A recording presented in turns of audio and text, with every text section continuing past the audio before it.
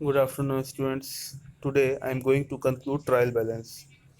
So let's discuss the other things which were remaining in trial balance. So in some situations, purchases is given at adjusted figure.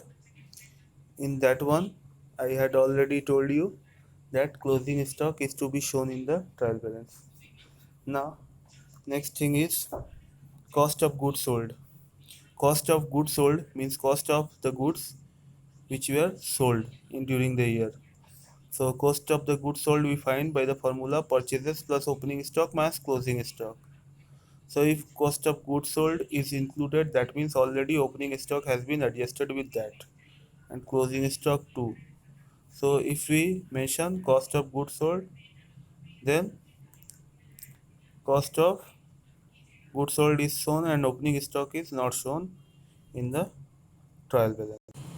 Again, so this is a trial balance which is not correct and you have to correct this trial balance. So in this one, cost of goods sold is mentioned. Now closing stock is mentioned because cost of goods sold is given after adjusting the closing stock. That means closing stock has been reduced. Now you already know if nothing is given and simply purchase is given, then we do not mention closing stock. But if the closing stock has been deducted from purchase, then you have to mention it because it has a debit balance and cost of goods sold too have a debit balance. So cost closing stock will be shown here. Again, sales will appear in the credit side and office expenses, selling expenses, fixed assets and debtors, all expenses and assets will appear in the debit side and creditors will appear in the credit side. Again, capital will appear in the credit side and cash in hand and cash bank balance will appear in the debit side. So opening stock will not appear in the trial balance because this account has been adjusted with goods sold, cost of goods sold account. So these are the. Now let's see if your trial balance is not matching. What are the cross checks you can do? So these are some tricks which you can use to detect the errors in trial balance. First one is recheck the totals of both the debit and credit amount columns of the trial balance. Step 2 is the exact figure of the difference in the trial balance should be ascertained. So if that is not matching debit and credit, then you have to ascertain which side is more and which side is less and by how much. After this, subsidiary book should be gone through to see if any item of that amount remains unposted. For example, if the difference is of 3200, all the entries of 3200 should be scanned to ensure that they have been duly posted. Step 3 is the difference should be halved to find out if some figures equal to half the difference has been posted on the wrong side of an account, thereby making the differences double. So if any amount which should appear in the debit side, if that is posted in the credit side, then the trial balance will not match with the double of that. So in this manner we can find error. Step 4 is the difference in the trial balance should be divided by 9. If the difference is completely divisible, that means by mistake, that is transposition of figures. For example, if 47 is written as 74, the difference will be 27 and this figure is completely divisible by 9. Likewise, if 0 is added against a figure, the difference will also be divisible by 9.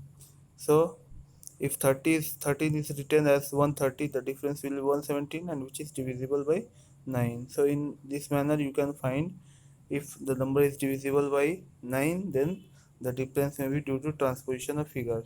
Again, step 5 is in case the difference is in the round figure, say rupees 1, 10, 100, etc., that will be a possibility of wrong totaling or wrong carry forwards of the totals of a subsidiary books, or there will be an error in the balancing of an account. Hence, the totaling and balancing must be checked. Again, step 6 is check with the help of ledger whether the balance of each and every account, including the balances of cash and bank, have been included in the trial balance on the correct side and with the correct amounts. Step 7 is check whether all the closing balances from the previous year balance sheet have been correctly carried forward and recorded in the respective ledger accounts. Again, step 8 is check the figures which are not clearly written. And step 9 is if the difference is of a very big amount, it is just possible that the balance of a certain ledger account may not have been included in the trial balance. This can be detected by comparing the trial balance of the current year with that of the previous year. Also, if the figures of accounts under the same head shows abnormal variation, the account should be rechecked to find out the cause of variation. And step 10 is if in spite of all the efforts there is still a difference in the trial balance, a complete checking of the posting of all the entries will be necessary, and a check mark should be placed at the right of each amount to show the item has been checked. It should be checked that the totals of the subsidiary books have been posted to the relevant accounts in the ledger. Sometimes, in spite of the best efforts and all the above measures, if the trial balance will not match, then in such a situation, whatever balance is coming is transferred to suspense account. That means if it, suppose debit is less by 1000, then in debit we should write suspense account, and in this way we should balance the balance. So this is the last resort. So I'm sending you one home assignment which you should submit on Wednesday. So that will contain a trial balance in which you have to ascertain capital as balancing figure, and it is simple. If whatever balance is coming, that will be transferred to capital account.